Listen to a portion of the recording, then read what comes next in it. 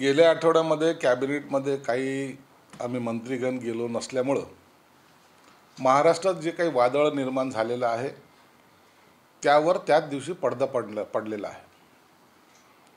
मुख्यमंत्री देवेंद्र फडणवीस, एकनाथ शिंदे साहेब आणि अनेक मंत्रीजन यांची आमची सर्वांची बैठक झालेली आहे.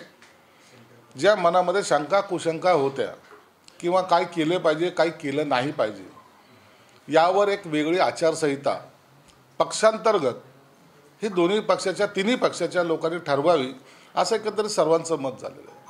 म्हणून त्याचं वादंगाचा परिणाम महायुतीवर झाला असं काही समजण्याचं काही कारण नाही आहे. दुसऱ्या दिवशी एकनाथ शिंदे साहेब हे अमित शाह साहेबाला भेटायला गेले. जवळपास 50 मिनिटं त्यांची चर्चा झाली. काय चर्चा झाली हे एकनाथ शिंदे साहेबांनी प्रेसला सांगितलेलं आहे. कोणते विषय होते हे सांगितलेलं आहे. आणि हे एखाद्या वेळा अमित शाह सारख्या नेत्यांची भेट घेण्यासाठी ही पूर्वनियोजित भेट होती. तातडीने जाणं भेट घेणं असातला प्रकार नव्हता. म्हणून त्याचं स्पष्टीकरण एकनाथ शिंदे साहेबांनी दिलेलं आहे. परंतु काही जणांना त्या राजकारणाचा इतका काही मोठा बाऊ करायची सवय लागलेली आहे. मग त्याच्यावर ते कविता करायला लागलेत. काही ज्ञानी लोक तर काय संघटनेमध्ये आता यांचे दिवस तर असे वाईट आलेले आहेत, मग त्याच्यावर काहीतरी कॉमेंट्स करायचा प्रयत्न करायला लागलेले आहेत. अहो, तुमचा पक्ष कुठे गेला? या नगरपालिकेच्या निवडणुकीमध्ये तुम्हाला उमेदवार मिळाले नाहीत तरी तुम्ही दुसऱ्याच्या पक्षावर बोलता. उद्धव साहेबांची आत्ताची अवस्था ही धृतराष्ट्रासारखी आहे. बाजूचे काय सांगतात त्याच्यावर अवलंबून यांचं टोमणे, ज्याच्यात ते एक्सपर्ट आहेत, ते मारायचा ते प्रयत्न करतात. नसलेल्या कविता आता त्यांच्या ध्यानीमनी यायला लागलेल्या आहेत. आणि म्हणून याचं आम्ही चिंता करत नाहीत. शिंदे साहेब नाराज जर असेल किंवा शिंदे साहेबाला जर एखादी भूमिका मांडायची असेल तर ते स्पष्टपणे मीडियासमोर मांडतात, हे तुम्हाला माहिती आहे. आणि म्हणून आमच्या महायुतीमध्ये यांच्या इतर लोकांच्या पक्षाच्या बोलण्याने काहीतरी मिठाचा खडा पडेल, काहीतरी घडेल असं हे दिवस स्वप्न त्यांनी पाहू नये. आमची युती ही मजबूत आणि चांगल्या पद्धतीने चालू आहे. असं तुम्ही जरी असं म्हणत असले तरी गेल्या 2 दिवसामधले जे एकनाथ शिंदेची देहबोली आहे किंवा आजच्या सकाळच्या कार्यक्रमातलं त्यांचं जे वावरणं असेल यावरून स्पष्ट दिसतंय की नाराजी अजून काही गेली नाही. म्हणजे बिहारच्या शपथविधीला अजित पवार आणि मुख्यमंत्री एकत्र जातात, एकनाथ शिंदे वेगळ्या विमानाने जातात. पूर्वी असं होत नव्हतं, ते आता व्हायला लागलेलं आहे. देहबोली आणि ह्या 2-3 तुम्ही तिघांनाही कधी एका विमानामध्ये एकत्रितपणे एखाद्या वेळेला पाहिलं असेल. प्रत्येकजण आपापल्या टायमानुसार जात असतो. आणि एकनाथ शिंदे साहेबांचं तर हा पहिल्यापासूनचा प्रोग्राम जो ठरतो ते त्या पद्धतीने जातात. वेळ पुढं मागं होत असते. म्हणून त्याच्यामध्ये गेल्यामुळं काही वेगळं वावगं घडलं असं समजायचं काही कारण नाही आहे. मला वाटतं सकाळच्या कार्यक्रमामध्ये सुद्धा ते एकमेकाला भेटून आणि आपापल्या कार्यक्रमाला निघून गेलेत. परंतु आता एकनाथ शिंदे साहेबांनी देवेंद्र फडणवीसकडे पाहिलं नाही आणि देवेंद्र फडणवीस साहेबांनी एकनाथ शिंदे साहेबांकडे पाहिलं नाही, याच्यावर काहीतरी कॉमेंट्स करणं मला वाटतं हे योग्य नाही. नाही पाहतात, आनंदात पाहतात, त्यात काही गैर नाही आहे. आणि असं जर असेल तर आम्ही तुम्हाला गळा भेटीचं एखादं आणखीन पोस्टर तुम्हाला देऊन टाकू. परंतु असं इतकं काही असं समजू नका की एकाकडे चुकून एकाकडे पाहिलं नाही तर त्याचा नाराजगीमध्ये परिवर्तन करू नका. याच मुद्द्यावर उद्धव ठाकरे असे म्हणाले की कोणीतरी दिल्लीला गेलं होतं, बाबा मला मारलं असं सांगत. उद्धव साहेबांनी वयामानानुसार आता तरी मॅच्युअर्ड व्हावं. पक्षाच्या आमदाराला विचारा त्यांच्या व्यथा, पक्षामध्ये काय चाललं याच्याकडे लक्ष द्या. हे दुसऱ्याच्या ह्याचं वास घेण्याची सवय आता हे तुमच्यासारख्या मोठ्या नेत्याला परवडणारी नाही आहे. ज्यांचा पक्ष एवढा मोठा आहे, ज्यांच्या पक्षाचे 60 आमदार आहेत, आपण 20वर आहोत, त्यातल्या असंतुष्टची संख्या जास्त आहे. आणि म्हणून बाबा दिल्लीला गेले आणि बाबांनी काय केलं हे सगळे टोमणे मारणं बंद करा. या टोमण्यामुळं पक्ष वाढत नसतो. या नगरपालिकेच्या निवडणुकीमध्ये तुम्हाला न मिळालेल्या उमेदवारावर चिंता करा. उद्या पक्ष संपतोय यापेक्षा मी टोमणे कसा मारतो याच्यात जर तुम्हाला भूषण वाटत असेल तर तुम्हाला लखला.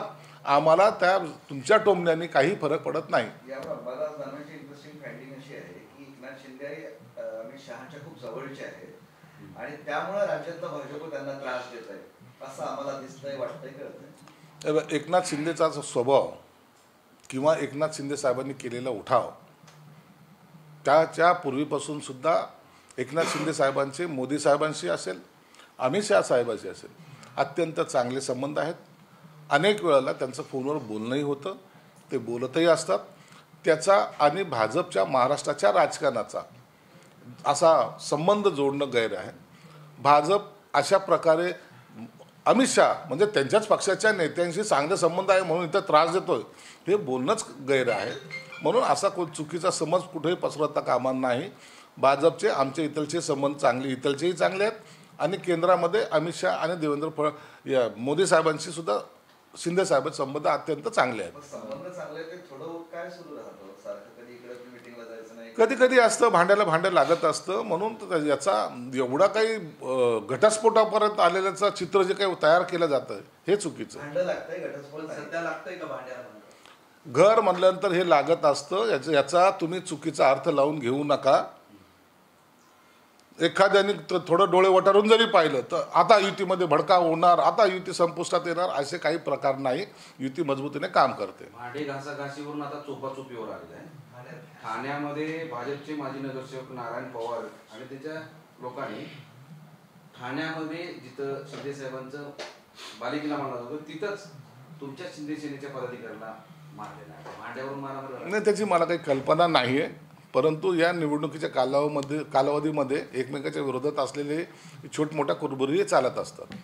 पार्थ पवार यांचं नाव FIR मध्ये का नाही? 99% हिस्सा असलेल्या माणसाचं नाव का नाही? असे अनेक प्रश्न उपस्थित होते आणि राज्य सरकारकडे याचं उत्तर नाही आहे. का वाचवत आहे पार्थ, असा सवाल. पुण्याच्या या जमीन प्रकरणामध्ये देवेंद्र फडणवीस साहेबांनी स्पष्ट भूमिका घेतलेली आहे. कोणालाही वाचवले जाणार नाही. त्या संदर्भामध्ये प्रधान सचिवाच्या अध्यक्षतेखाली समिती गठीत केलेली आहे. त्यांचा अहवाल काही प्राप्त झालेला आहे आणि म्हणून भविष्यामध्ये जे जे काही कायदेशीर असेल त्या पद्धतीने त्याच्यात जे जे त्याच्यात अडकतील त्यांच्यावर कारवाई केली जाईल असं मुख्यमंत्र्यांनी स्वतः आश्वासन दिल्यामुळं या प्रकरणामध्ये आता बोलणं उचित नाही. याच प्रकरणात ते शीतल तेजवाणीला काल चौकशीसाठी बोलवलं. आधी दिवसभर शांतीचे मान सन्मान जे काय व्हायचं ते झालं. जायला रात्री पोलिसांची गाडी कॅन्वॉय करून घरी सोडायला गेली. तर VIP ट्रीटमेंट का मिळते? वाचवण्याचे प्रयत्न आहे का, असे सवाल उपस्थित होता. नाही, आता ते VIP ट्रीटमेंट का दिली का नाही दिली या संदर्भामध्ये तेथील स्थानिक अधिकारीच खुलासा करू शकतील. त्या संदर्भात आम्हाला कल्पना नाही. फोडाफोडीवरून शिवसेना भाजप वाद जे सुरू होता, तर आता ठाण्यामध्ये आणखी कल्याण डोंबिवली आणि ठाण्यामध्ये एकनाथ शिंदेचे पदाधिकारी भाजपमध्ये जाण्याची शक्यता आहे आणि तशी तयारी भाजपकडून काल तुमच्या बांगराने भाजपच्या लोकांना, नगरसेवकांना हिंगोलीमध्ये स्वतःच्या पक्षात घेतलं. जेव्हा शिंदे नाही म्हणाले आता घेऊ नका. आता या घडीला देवेंद्र फडणवीस साहेब, एकनाथ शिंदे आणि अजितदादा यांच्यामध्ये एक बैठक होऊन एक आचारसंहिता ठरलेली आहे. त्या ठरलेल्या आचारसंहितेनुसारच मग तो भाजपचा पदाधिकारी असो, सेनेचा असो की राष्ट्रवादीचा असो, त्यांना त्याची अंमलबजावणी करावी लागणार आहे. आणि यामुळे कोणतंही भांडण महायुतीमध्ये होऊ नये याची काळजी प्रत्येकाने घ्यायची, अशा सूचना या वरिष्ठ नेत्यांनी सर्वांना दिलेल्या आहेत. तेच दिल्लीमध्ये जी बैठक झाली त्या बैठकीतली जी इन्साइड स्टोरी जी माहिती समोर येते की अमित शहा यांनी एकनाथ शिंदे यांना एक सल्ला पण दिलाय की प्रत्येक वेळेस या तक्रारी आमच्यापर्यंत आल्यापेक्षा तुम्ही आणि देवेंद्र फडणवीस असेल किंवा राज्य सरकार असेल यांनी एकमेकांमध्ये चर्चा करून हा विषय सोडवावा. मला वाटतं 50 मिनिटाच्या भेटीमध्ये हा इतका एक छोटासा विषय इतका वेळ चालत नसतो. इतरही मोठाले विषय त्यांच्या डोक्यात असतील, त्याच्यावर त्यांची चर्चा झाली असेल. आणि हा मला तिथं चर्चा झाली का नाही हाच पहिला प्रश्न आहे.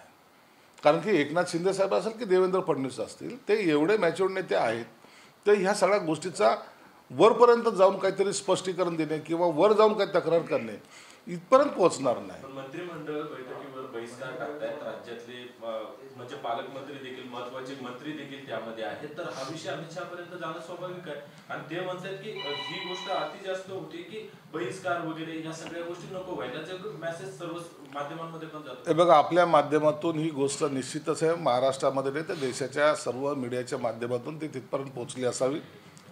काय बोलणं झालं या संदर्भामध्ये एकनाथ शिंदे साहेबांनी वारंवार खुलासा केलेला आहे. म्हणून त्या बैठकीच्या अनुषंगानं आम्ही बोलणं उचित नाही आणि त्याबद्दलची आम्हाला माहिती सुद्धा नाही. काही नगरपालिकांमध्ये नेत्यांचे नातेवाईक बिनविरोध निवडून आले. फॉर एक्झाम्पल चिखलदरामध्ये मुख्यमंत्री देवेंद्र फडणवीसांचा नातेवाईक, जयकुमार रावलचा नातेवाईक, गिरीश महाजनांची पत्नी, त्यांनी नेत्यांच्या नातेवाईकांना कसं काय हे सगळं साध्य होत आहे, यावर विरोधकांचं म्हणणं आहे की पैसा आणि मस्ती या सगळ्यांचा दबाव करून हे सगळं घडून येतं. हे काय आताच झालं? या छोट्या मोठ्या निवडणुकीमध्ये सरपंचाचे असेल, नगरपालिकेचे असेल, महानगरपालिकेचे असेल, अनेक नगरसेवक हे बिनविरोध निवडून येतात. हे प्रथमतः घडतंय का? त्या ठिकाणचा असलेला राजकारणी किंवा त्या ठिकाणचा असलेला पक्ष आपापल्या पद्धतीने आपण कसे निवडून येऊ या पद्धतीने प्रयत्न करत असतो. हे काँग्रेसच्या राज्यामध्ये झालं नाही, झालेलं आहे. शरद पवारच्या काळामध्ये किंवा आताही शरद पवारच्या इथं झालेलं नाही का? झालेलं आहे. परंतु मुद्दा म्हणून एक तोच प्रश्न सत्ताधाऱ्याला विचारायचा. तुम्ही त्या विरोधकांचे सुद्धा काही जे आलेले आहेत त्यांना त्यांच्यासाठी सुद्धा हा प्रश्न लागू होतो ना. म्हणून ह्या निवडणुकीचे तंत्र मंत्र कसे करायचे किंवा कसं निवडणूक जिंकायचं हे सर्वांना माहीत असल्यामुळं त्यावर भाष्य करणं काही चुकीचं नाही आहे. आणखी एक नवीन तंत्र आलेलं आहे. राजगुरुनगर पुण्यात जिल्ह्यातली नगरपालिका आहे, तिथं नगरसेवक पदासाठी सर्वसाधारण जागेला 1,03,00,000 रुपयाची बोली लागलेली आहे आणि महिला राखीव जागेसाठी 22 लाख रुपयाची. तर हे असं पुढं आलेलं आहे. लिलाव वगैरे झाला. लिलावाच्या पद्धतीबद्दल तर मला माहीत नाही. आता ही इतिहासामधली नवीन घटना आहे, याची काही मलाही सुद्धा कल्पना नाही. अशा बोली लावून नगरसेवक पदाचं मला वाटतं हे पहिल्यांदा असं उदाहरण असेल. आणि जर असं असेल तर भविष्यामध्ये राजकारणाला चांगले दिवस नाही असं माझं मत आहे.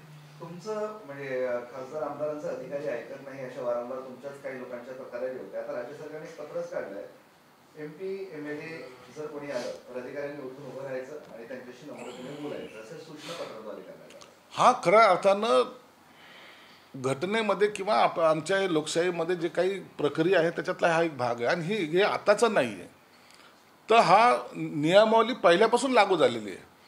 एखादी SP कार्यालयामध्ये एखादा लोकप्रतिनिधी आमदार असेल, खासदार असेल तर त्याला वेलकम करणे आणि त्याला सोडणे हा प्रोटोकॉल हा दिलेला आहे. परंतु काही अधिकारी त्या आम्ही खुर्चीवर बसलो म्हणजे काहीतरी मोठे झालो अशा आविर्भावामध्ये हालायला डोलायला तयार नसतात. त्यांच्यासाठी कदाचित पुन्हा एकदा रिपीट अगेन अशा सूचना दिलेल्या आहेत. परंतु हा प्रोटोकॉलचा विषय आहे आणि हा पूर्वीपासून चालत आलेला आहे. फक्त आचारसंहितेच्या काळामध्ये अधिकारी खुर्चीतून उठत नाहीत हा सगळ्याला असलेला अनुभव आहे. परंतु इतर वेळेला अधिकाऱ्यांनी लोकप्रतिनिधीचा सन्मान केलाच पाहिजे. ह्या सगळ्या सूचना आणि अशा पद्धतीचं परिपत्रक सुद्धा काढलं गेलेलं आहे.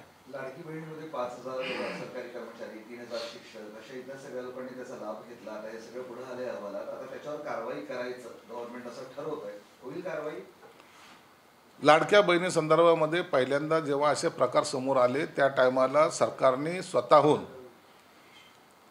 एक सर्वांना विनंती केली होती. ज्यांनी या योजनेचा गैरफायदा घेतला आहे त्यांनी ती योजना आपलं नाव सरेंडर करावं आणि त्या योजनेतून बाहेर पडावं. त्यामध्ये लाखो लोकांना सहभाग घेतला आणि ते बाहेर पडलेले आहेत.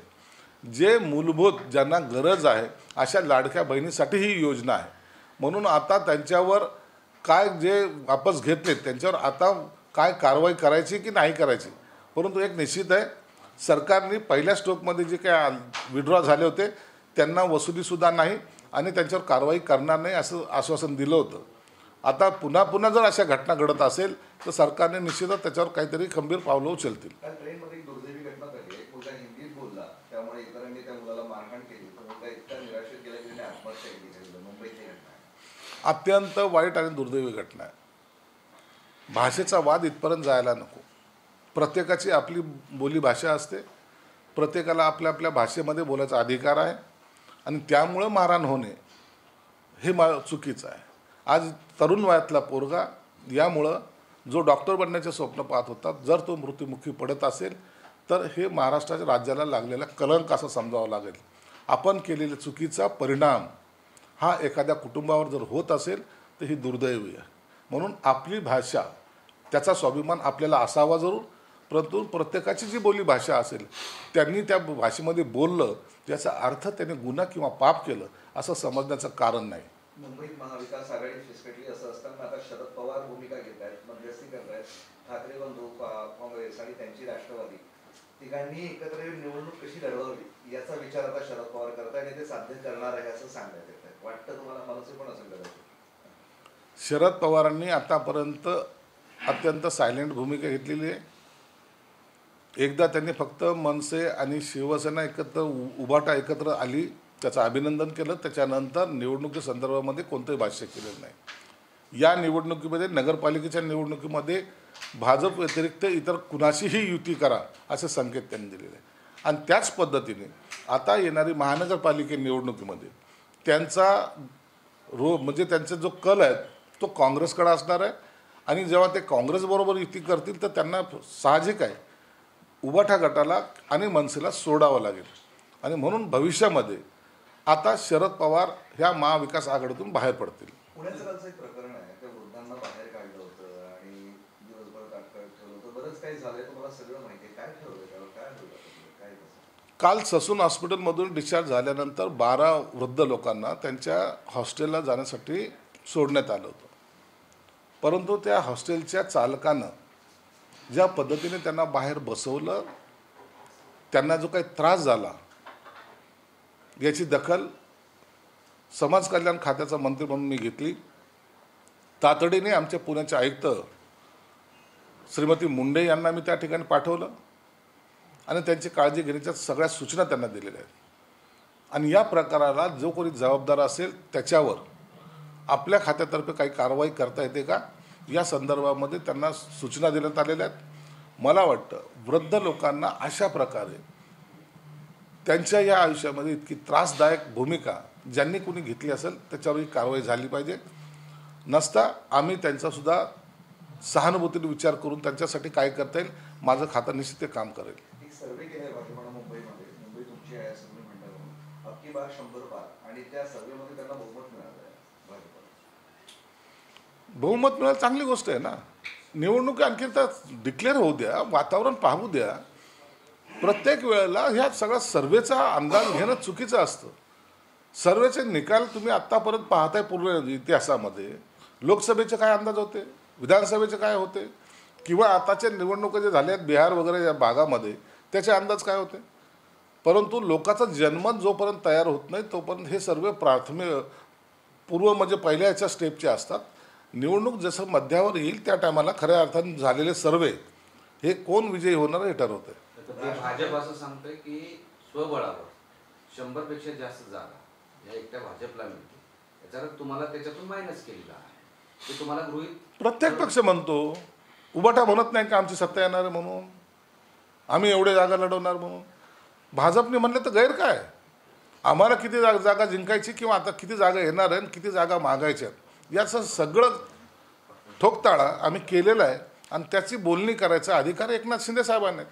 म्हणून जेव्हा बोलणी होईल युतीच्या बोलणी कशी घडते यावर सर्व काही अवलंबून असणार आहे. सुनील तटकरे हे भाजपच्या वाटेवर आहे असा दावा तुमचे आमदार महेंद्र दळवी यांनी केलेला आहे. तुमच्याकडे काय इन्फॉर्मेशन?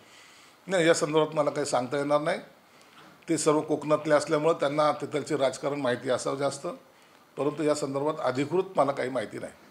सोबतच पार्थ पवार यांच्या जमीन प्रकरणात म्हणजे पार्थला अटकवण्यात त्या जमीन प्रकरणात सुनील तटकरेंचा साथ होता असंही ते दळवी म्हणाले आहे. आता त्या संदर्भात मी काही स्पष्टीकरण देऊ शकत नाही. त्याचं ते तटकरे आणि ते आमचे थोरवे तेच जास्त बोलू शकतात. एक ताजी बातमी आली. मुंबईच्या अंधेरी भागामध्ये एका घरातील टॉयलेटमध्ये टँकमध्ये फ्लॅश टँकमध्ये शेकडो मतदार ओळखपत्र सापडलेले आहेत. आता ही कुणाची आहेत, कोणी लपवली ह्याची चौकशी झाली पाहिजे. आणि टँकमध्ये ते फ्लॅश करणाऱ्या टँकमध्ये ओळखपत्र टाकून नेमकं त्यांनी काय मिळवलं आहे हाही संशोधनाचा भाग आहे. पण अशा प्रकारचं राकेट निश्चित चालत होतं हे त्याच्यावरून दिसून येते. म्हणून याची चौकशी झाली पाहिजे आणि हा गंभीर गुन्हा म्हणून त्याच्याकडे पाहिलं पाहिजे. निवडणूक आयोगाच्याकडेच बोट येतं म्हणजे सत्ताधारीच हे सगळं करतात असं म्हटलं जातं. आता ते त्याच्या ओळखपत्रावर नावं असतील, एरियाचं नाव असेल, तिथलचं असलेलं लोकप्रतिनिधीचं नाव, लोकप्रतिनिधी सर्वांना माहीत असेल. म्हणून याचं अत्यंत गांभीर्यपूर्वक याची चौकशी झाली पाहिजे. पण निवडणूक आयोगाचा कारभार पुन्हा या निमित्तानं तुमच्याकडे बोट दाखवत असताना वाट्यावर येतोय. अहो, हे ओळखपत्र कोणी जमा केले, कोणी काढले त्याच्यावर कारवाई झाली पाहिजे. आता निवडणूक आयोगाने ओळखपत्र वाटपाचं काम केलेलं आहे, पण जमवण्याचं काम थोडी निवडणूक आयोग करत असतो. तिथलच्या स्थानिक कोणता जो कोणी पुढारी याच्याशी संबंधित असेल त्याच्यावर गुन्हा दाखल करा. उद्धव ठाकरेंचा एक आग्रह सुरू आहे, म्हणजे उद्धव ठाकरेंसोबत राज ठाकरे आले तर मला काँग्रेस एकत्र येणार नाही अशी जी चर्चा आहे त्यावर उद्धव ठाकरे काँग्रेस हायकमांडच्या संपर्कात आले आहे आणि आपण कसं एकत्र राहावं हे सांगण्याचा, समजावून सांगण्याचा त्यांचा प्रयत्न असतो. आता हे दिल्लीला कोणत्या माला भेटायला जात आहेत? स्वतःचा टाइम जेव्हा आला ना, त्या टायमाला यांना ते राहुल गांधी हे सामन्याच्या फ्रंट पेजवर छापायचे खास जी आहे ना, ती त्यांना स्वस्त बसू देत नाही. आणि तो राहुल गांधी यांच्याकडे पाहायला तयार नाही. ती सोनिया गांधी तर कधी बोलतच नाही. यांची अवस्था ना घरकाना घाटका झालेली आहे. ज्यांच्यासाठी यांनी अट्टहास केला होता ना, त्या काँग्रेस आणि राष्ट्रवादीसाठी, त्या राष्ट्रवादीने काँग्रेसने स्वतः सत्ता भोगून घेतली आणि आता यांना टाटा बाय बाय केलेला आहे. आता याने झालेली चूक लपवण्यासाठी हा इतरांवर आरोप प्रत्यारोप करायचे, परंतु काय नुकसान झालं याची जर त्यांनी चिंतन मनन केलं तर त्याच्या लक्षात येईल ही काँग्रेस ना पहिले कधी कुणाची होती, ना आजही कुणाची, ना भविष्यातही राहणार नाही. म्हणून आता अकेला चलोच्या भूमिकेतच त्यांना राहावं लागेल, एवढं मात्र निश्चित आहे. पण भाजप मुंबईत आमचीच ताकद आहे असा एरवी त्यांचा दावा होता आणि आता सगळे सोबत यावे म्हणून धडपड सुरू आहे. ताकद कसली आली आता? काय तुम्ही नाटकातल्या राजासारखं बोलत जर असाल तर त्याला काय बोलावं? तो चेहरा जो टोप घातलेला चेहरा किंवा मेकअप केलेला चेहरा कधी तर तो पुसा ना, स्पष्टपणे समोर या ना लोकांच्या. मुंबईमध्ये तुमची ताकद होती, मग एवढे आमदार कमी कसे झाले? तुमचे एवढे असलेले नगरसेवक गेले कसे? हा प्रश्न कधी विचाराल का नाही? म्हणून तुमची ताकद वगैरे काही राहिलेली नाहीये. आता तुम्हाला प्रत्येकाच्या कुबड्या घेऊनच पुढे जावं लागेल. मनसे सोबत नको असं म्हणणाऱ्या काँग्रेसच्या प्रमुख नेत्यांचं असं म्हणणं आहे की ताकद आमची काँग्रेसची आणि निवडून येणार मनसेचा, म्हणजे मेहनत आम्ही करायची आणि नगरसेवक असं एक बोललं जाते. आता हे अशा सगळे एकमेकाच्या विरोधात बोलतील आणि महाविकास आघाडी टिकणार नाही. सगळेजण स्वतंत्रपणे लढतील. हा त्याचा संदेश त्यांनी काँग्रेसने दिलेला आहे. आता तुम्ही पक्षांतरासाठी आचारसंहिता म्हणतात आणि आता गोपीचंद पडळकर यांच्या पुढाकारानं शिंदे गटात म्हणजे तुमच्याच पक्षाचे अनेक कार्यकर्ते रवींद्र चव्हाण यांच्या उपस्थितीत मुंबईत प्रवेश करत आहेत. याची सर्व दखल देवेंद्र फडणवीस आणि एकनाथ शिंदे घेतील आणि मला वाटतं त्यावर आता तुम्हाला प्रवेशाच्या पूर्वी जर काही निकाल आला तर येऊ शकतो, नसता याचं काय करायचं हे दोघं नेते बसून आपसामध्ये ठरवतील. तुमचं काय ताकद मुंबईमध्ये? आम्ही आताच्या घडीला आमचं स्टँड आजही आहे, उद्याही तो राहणार आहे. आम्ही एकच आमचं वाक्य आहे की महायुती म्हणून आम्ही लढणार आणि महायुतीचा भगवा मुंबई महानगरपालिकेवर फडकवणार. जय महाराष्ट्र. जय महाराष्ट्र.